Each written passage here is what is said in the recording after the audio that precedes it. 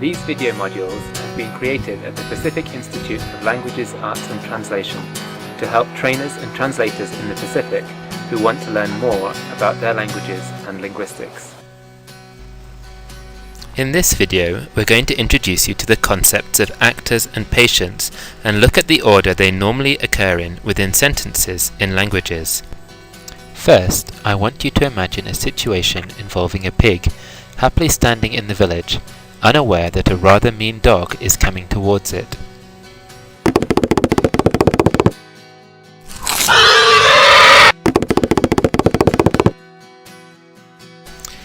In this situation, the dog was the one who did something. He bit the pig, so he is called the actor. The pig, on the other hand, was the one who something happened to, so the pig is called the patient in this situation. The dog is the actor, and the pig is the patient in whatever language we use to talk about this situation. Think for a moment how you would say what happened in any language that you know.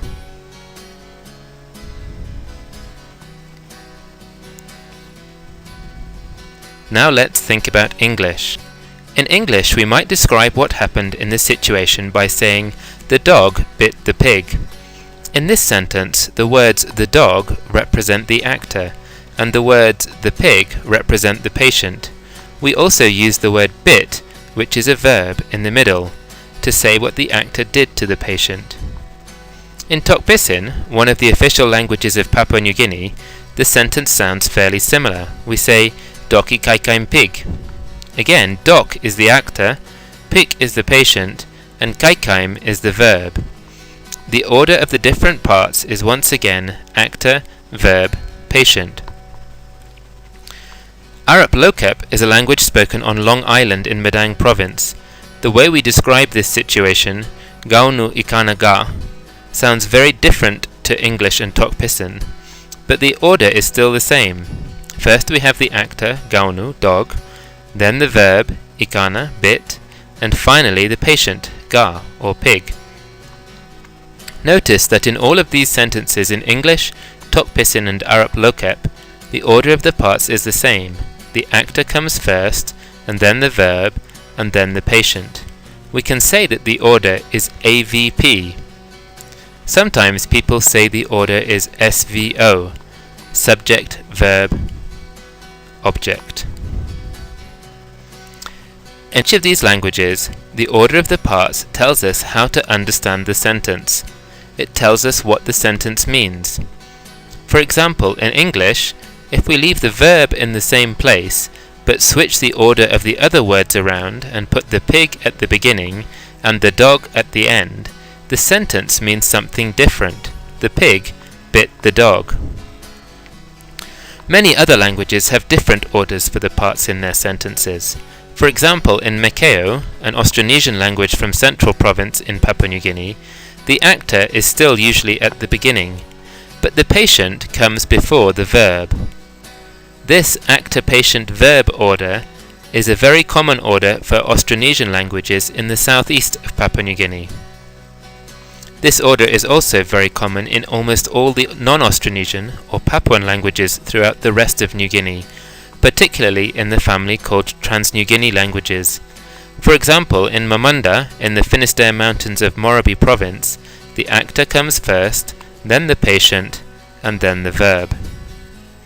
We say that languages like Mekeo and Mamanda, and many other languages in Papua New Guinea, have the normal order actor, patient, verb, or APV.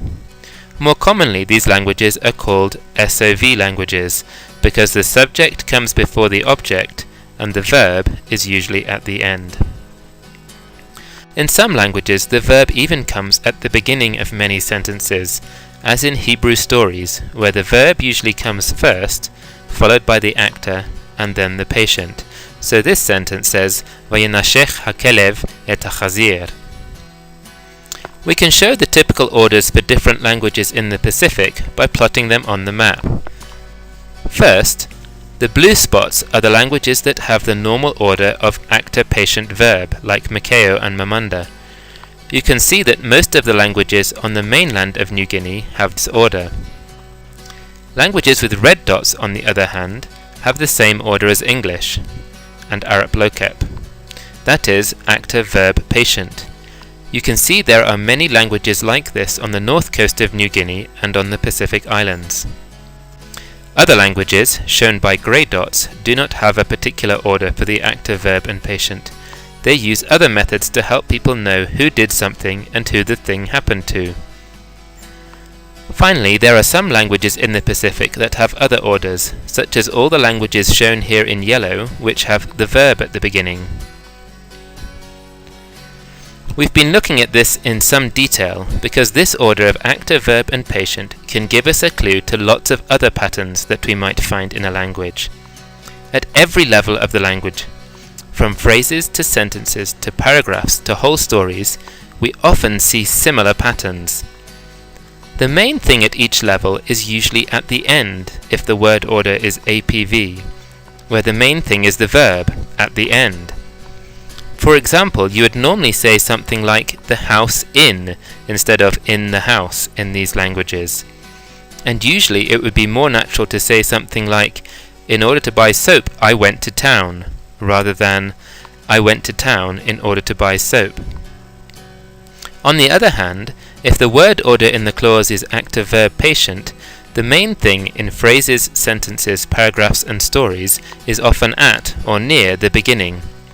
Typically people say in the house rather than the house in these languages. And usually it is more normal to say I went to town to buy soap rather than to buy soap I went to town. So, here is a final translation tip. When you are translating, it is very important to use the natural order of the language you are translating into. It is very easy to just copy the order of the language from which you are translating, but if you do this, the meaning may not be clear.